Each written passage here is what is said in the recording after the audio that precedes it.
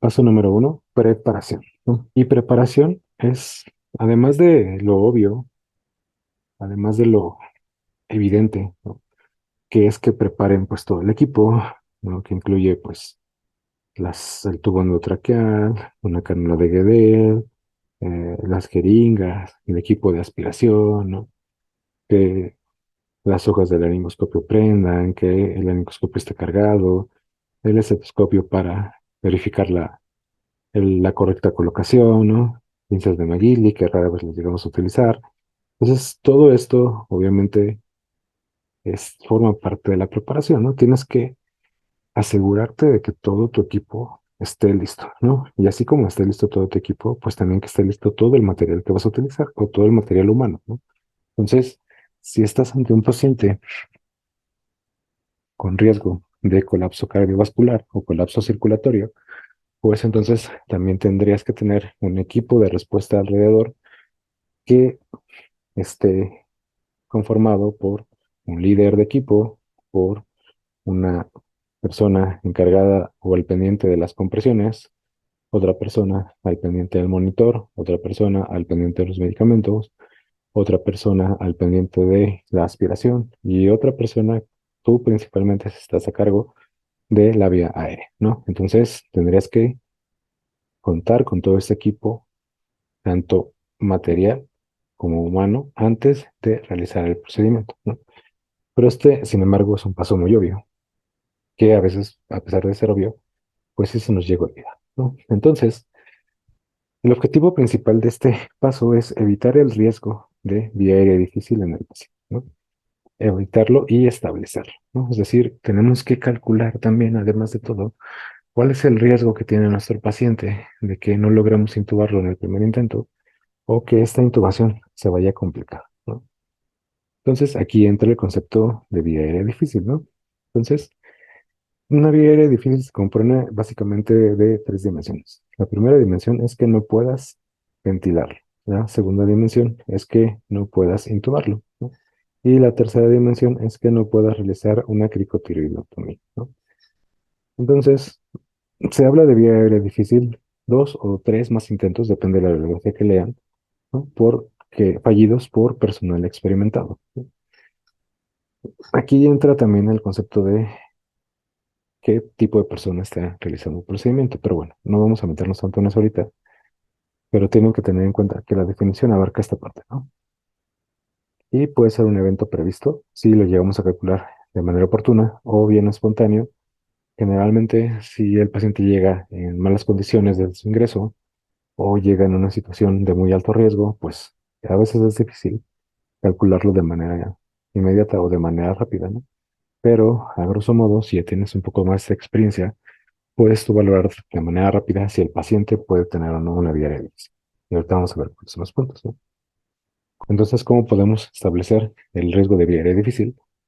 Pues bueno, van a existir condiciones anatómicas, que pues básicamente son las que ya han contestado algunos en el foro, como obesidad, embarazo, cuello corto, ¿no? Boca pequeña, ¿no? Patologías asociadas, ¿no? Se puede calcular mediante el uso de escalas conjuntas o el ultrasonido como predictor de esto. Entonces, para evaluar el riesgo, tenemos que evaluar tres puntos, ¿no? Las características del paciente, las características de la patología que llevó al paciente a la intubación y las características del operador o la experiencia. La mayor parte de los factores anatómicos creo que ya los tienen presentes, la mayoría. Entonces, ¿qué es? Obesidad, cuello corto, distancia tiromentoniana, distancia esternón-mentón, ¿no? Presión cricoidea. La presencia de presión cricoidea se ha relacionado que puede generar una vía aérea difícil, un Malampati 3-4, ¿no? Protrusión limitada de la mandíbula, deformidad fija, inflexión de la columna cervical, como por ejemplo una espondiloartritis o una espondiloartrosis, problemas de dentición, pacientes geriátricos sin dientes, también se considera una vía aérea difícil, ¿no?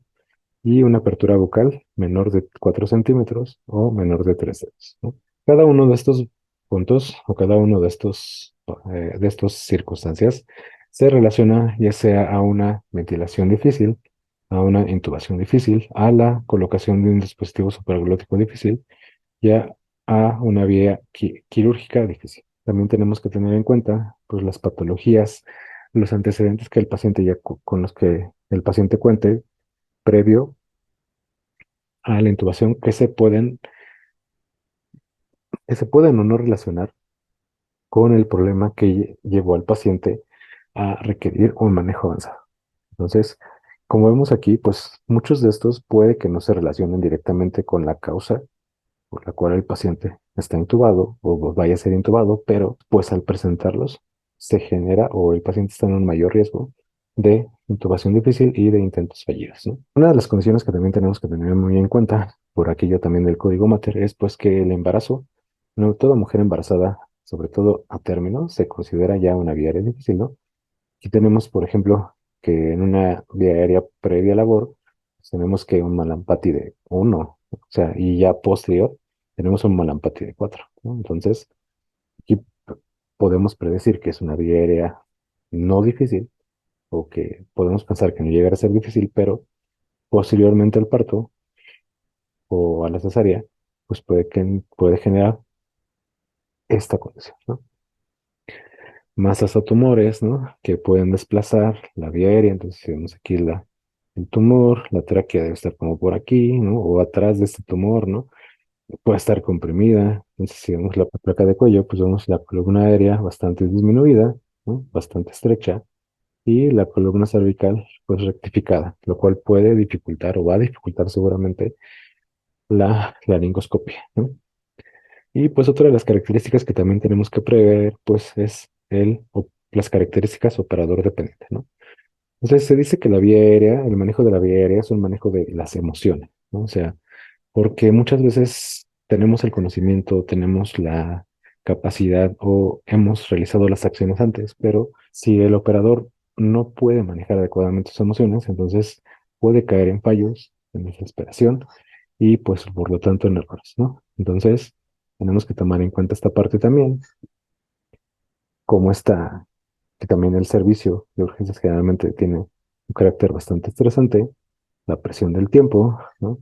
La experiencia del operador, no es lo mismo que intube un residente de primer año o un residente de tercero o un adscrito, ¿no?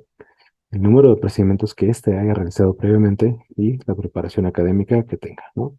Porque recuerden, si no lo sé, no lo veo, ¿no?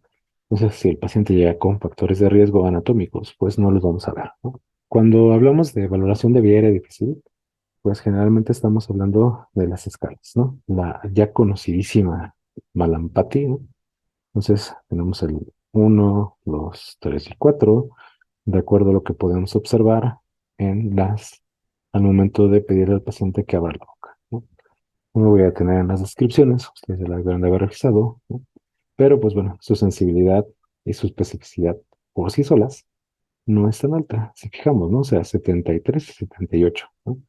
De sensibilidad, si es, dependiendo si es sentado o acostado, ¿no? Y su especificidad, pues es bajísima, ¿no? Entonces, el hecho de que el paciente no tenga esta condición no lo exenta de tener una vía difícil, ¿no? Entonces podemos decir, ah, pues seguramente no la va a tener porque tiene malampatía de 2 o de uno, ¿no? Entonces, pero, oh, sorpresa, ¿no? O sea, su sensibilidad, su especificidad es bajísima, por lo que, pues no podemos descartarlo. El paciente no vaya a tener una vía difícil. Otra escala de Cormac-Klein, no nos funciona de manera inicial, solamente cuando alguien ya ha hecho la laringoscopia y puede valorar de manera directa qué es lo que ve, pues entonces ya podemos decir qué grado tiene, ¿no? Pero mientras no lo realicemos, no podemos nosotros establecer esta escala, ¿no? Como vemos, esta escala tiene valores de sensibilidad y especificidad un poco más altos que los previos, que la escala anterior, ¿no? Entonces, pero, sin embargo, tiene esa gran desventaja que no se puede valorar de manera inicial. Cuando hablamos de escalas conjuntas, las escalas conjuntas básicamente contemplan tanto aspectos anatómicos como fisiológicos, ¿no? Entonces, hacen una suma de sensibilidades y especificidades y logran aumentar estos valores en algunos casos. En este estudio, que como los pacientes de mayor grado no les van a dejar mentir, me encanta este libro o esta compilación de artículos, ¿no? Nos dice cuáles son los factores que pueden predecir la dificultad en la intubación. En este estudio se utiliza la escala de Wilson. La escala de Wilson es una escala que evalúa básicamente condiciones anatómicas. A cada una de estas condiciones le da un rango de valor y su score va del 1 al 10, ¿no? Entonces, una dificultad sencilla o poca dificultad es un rango menor a 2 y una dificultad alta es con un rango mayor a 2. Y veamos, por ejemplo, el cuadro comparativo de sensibilidades y especificidades que realiza este estudio en donde pues compara a las variantes aisladas, ¿no? Por ejemplo, la movilidad cervical, ¿no? La distancia esternón-mentón, el malampate modificado contra la escala de Wilson y pues los valores de sensibilidad y especificidad son ligeramente mayores que de manera aislada. Solamente la Malampati se ha mostrado, o en ese estudio mostró, un poco más de sensibilidad comparada con la Wilson, pero en especificidad, pues sí tiene como el mayor rango. El IPS es otra de las variantes, otra de las escalas conjuntas que nos valora principalmente tres aspectos, ¿no? El test de Malampati, la movilidad atlanto-occipital, ¿no? Y el espacio mandibular. Y nos da gradificación de acuerdo al puntaje que da a cada uno de estos aspectos. En este estudio, por ejemplo, se comparó la sensibilidad especificidad de Wilson contra la escala IPS en una población hindú, ¿no? Y como vemos, concluyeron que la IPS pues sí tiene mayor sensibilidad y especificidad que la escala de Wilson sola, valores predictivos positivos y negativos mayores, ¿no? Y un poder de decisión de hasta un 90,7%. Por lo que, pues, si preguntasen cuál de las dos sería como más eficiente o más útil, pues la escala de IPS, de acuerdo a este estudio, sería la que se lleva el premio. Si ustedes encontraron algún otro estudio que hable de algo distinto, les agradecería que lo comentaran en la clase. Otro de los scores que también es muy mencionado en algunos artículos es el score de MoCA. Este score se llevó a cabo un estudio multicéntrico, en un estudio cohorte multicéntrico, y pues bueno, si ustedes revisan el artículo, tiene datos muy, muy interesantes. Pues es un artículo son dos cohortes, ¿no? Un cohorte original y un cohorte de validación, ¿no? Como vemos, la población en la que se ensayó es un número bastante significativo, o sea, aprecia por lo menos significativo, ¿no? Y pues toma en cuenta de ambos cohortes varias escalas o varios parámetros que pudieran considerarse como predictores de vía aérea difícil. Lo interesante de esta escala es que además de tomar en cuenta factores anatómicos, también toma en cuenta factores fisiológicos como escalas de gravedad fisiológica como SAPS, SOFA, ¿no? Este, para condiciones especiales como el trauma, ¿no? Eh, choque bueno, paro cardiorrespiratorio, estado de choque, falla renal descompensada, ¿no? Toma en cuenta la razón de la intubación mediante estos valores o estos parámetros y también toma en cuenta el tratamiento que se le está dando al paciente, ¿no? Entonces, para la creación de esta escala, pues se tomaron en cuenta o se midieron todas estas variables, ¿no?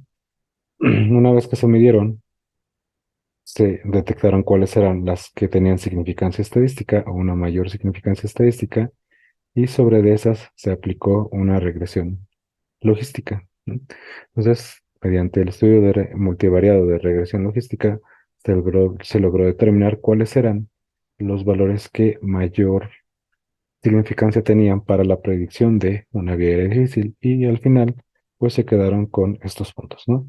Entonces la regresión logística lo que te permite también es darle un peso a cada una de las variables que estás ensayando, ¿no?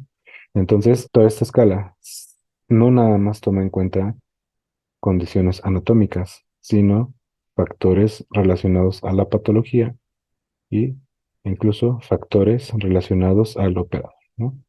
Entonces, Gala da un puntaje de 12 y nos dice que de un 0 a 12 es una intubación fácil y un puntaje de 12 es una intubación muy difícil, ¿no? Pero bueno, independientemente de lo que aquí nos dan como codificación en otros estudios o en otras revisiones, como por ejemplo esta, nos habla precisamente de un algoritmo que se propone basado en esta escala, ¿no? Entonces, lo que nos dice es calcula la escala MOCA, suma los puntos y el punto de corte que toman aquí es de 3, ¿no? Un score de MOCA menor de 3 te dicen que va a ser una vía, se prevé una vía aérea no difícil, un score de Mococha mayor a 3, pues entonces se recomiendan que tomes precauciones especiales porque es una vía aérea difícil, ¿no? Entonces, este artículo o este algoritmo también está bastante interesante porque pues te dice que si tienes una vía aérea no difícil o que se prevé como no difícil, pues pases directamente al intento de laringoscopía.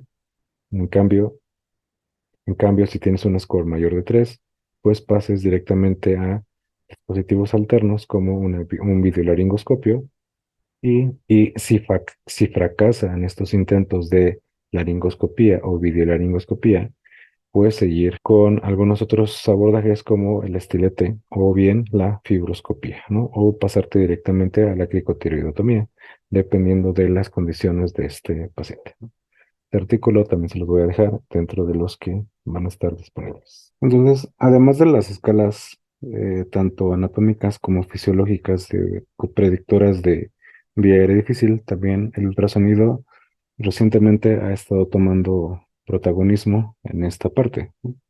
Entonces, pues como sabemos, el ultrasonido es una herramienta portátil de fácil uso, no invasiva, con altas tasas de sensibilidad, que puede ser usada junto con otros dispositivos para el correcto manejo de la vía aérea. Entonces, como las estructuras son superficiales, la mayoría de las ventanas en la vía aérea se pueden obtener con un transductor lineal de alta frecuencia. El aire, aunque es un medio pobre de transporte, y aparece como un artefacto, no produce efectos significativos al momento de la visualización de las estructuras, ¿no? Entonces, de manera general, podemos identificar tres principales. Entonces, tenemos tres estructuras a identificar: el hueso hioides, la epiglotis y la comisura de las cuerdas bucales.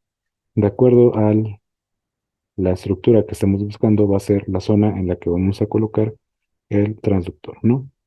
Entonces, el hueso hioides, pues al ser una estructura hiperecoica, por ser una estructura ósea, se parece como un halo en U, ¿no? Como lo vemos aquí. Y lo que vamos a medir en esta, en esta ventana o a esta altura, que es la altura más alta o más cefálica, entonces vamos a medir la distancia entre la piel, el inicio de la piel, hacia el hueso hioides. En el segundo abordaje, que sería este, la visualización de la comisura de las cuerdas bucales, ¿no? O la visualización de la epiglotis mediante la colocación del transductor entre la línea media o la zona media del hueso hioides y el cartílago tiroides, ¿no? A nivel de la membrana tiroidea, se observa la epiglotis como una estructura discretamente móvil. Se procede a hacer la medición desde el inicio de la piel hasta el inicio de la epiglotis. Y por último, y el tercer acceso, que es el acceso más caudal, tenemos la distancia entre la comisura de las cuerdas bucales hacia la piel, ¿no? Y esta, pues, va a ser medida con el paciente igual en decúbito, en posición neutra, sin almohadas, ¿no? Y vamos a medir desde la escotadura o la comisura anterior de las cuerdas bucales y la piel, ¿no? Mediante un eje corto. Entonces, si vemos en las tres proyecciones, lo estamos haciendo mediante un eje corto y lo vamos a colocar en tres medidas, ¿no? A la altura del hueso hioides, a la distancia media entre el hueso hioides y el cartílago cricoides y sobre el cartílago cricoides para localizar la escotadura. Bueno, ya pasando un poco a evidencia sobre esta estrategia, pues bueno, este es un artículo de una revisión sistemática con un metaanálisis en donde se evaluaron de las técnicas de medición. Estas son las tres principales, ¿no? Principalmente vamos a buscar lo que es el hueso hioides, lo que es la epiglotis y lo que es la comisura de las cuerdas bucales, ¿no? La comisura anterior, ¿no? Sin embargo, o sea, de esto pueden existir variables, ¿no? Como la medición, el radio de mediciones, el promedio, ¿no? La relación, etcétera, etcétera, ¿no? Entonces, en este estudio es bastante interesante porque, pues, se evaluaron casi todas las técnicas que se han descrito para la evaluación de la vía aérea con ultrasonido, ¿no? Entonces, pues está bastante interesante, también se los voy a dejar ahí entre los artículos que pueden llegar a revisar. Es que, pues bueno, se llegaron a revisar hasta 1.700 artículos, ¿no? De los cuales mediante criterios de exclusión y criterios de inclusión y elegibilidad y demás procedimientos llevados a cabo por varios investigadores, pues se lograron un número total de 26, ¿no? Entonces, aquí podemos observar los artículos que fueron evaluados, los autores y todo donde se llevaron a cabo. Y después tenemos, pues, los criterios que se aplicaron a cada artículo o cada autor y las medidas que se midieron, ¿no? Por ejemplo, distancia de la epiglotis hasta la piel, ¿no? Que es lo que estábamos viendo, desde la comisura anterior hasta las cuerdas vocales, ¿no? Este, y así sucesivamente, ¿no? La distancia iomental o el radio de la distancia iomental, ¿no? Aquí incluso se habla de maniobras de hiperextensión y demás, ¿no?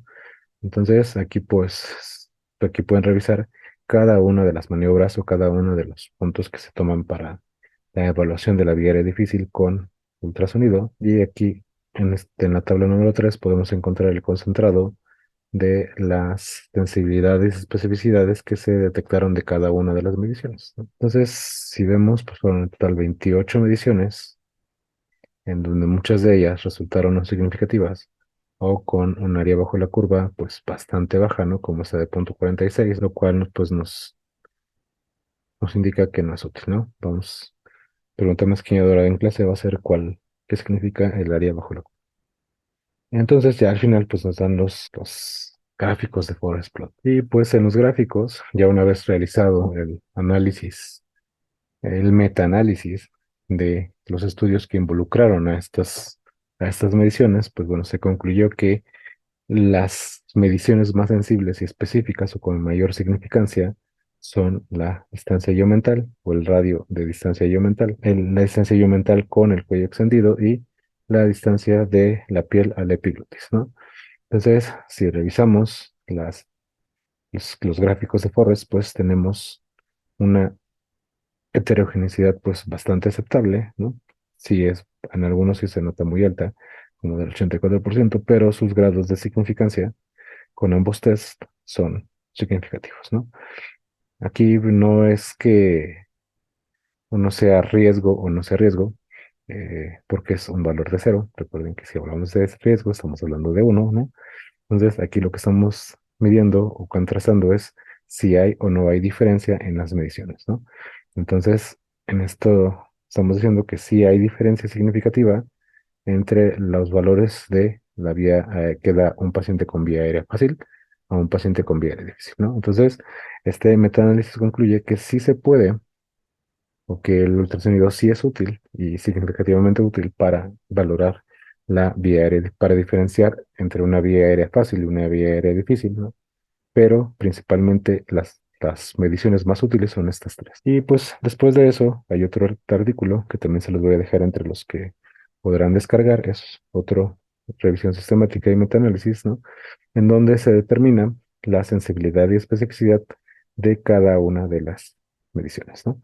Entonces, como vemos, la mayor sensibilidad y especificidad es la distancia de la piel a la epiglotis, ¿no? Entonces, sensibilidad del 0,82, de 82%, especificidad del 79%, con un like ratio positivo de 3,91 y puntos 20, negativo de 0,23, ¿no? Y un área bajo la curva de 0,87, lo cual es altísimo, ¿no? Podríamos concluir en cuanto a las mediciones de ultrasonido como predictor, pues que la distancia de la epiglotis hacia la piel o de la piel hacia la epiglotis es una de las medidas que más fácilmente se pueden llevar a cabo y que tiene mayor sensibilidad y mayor discriminancia.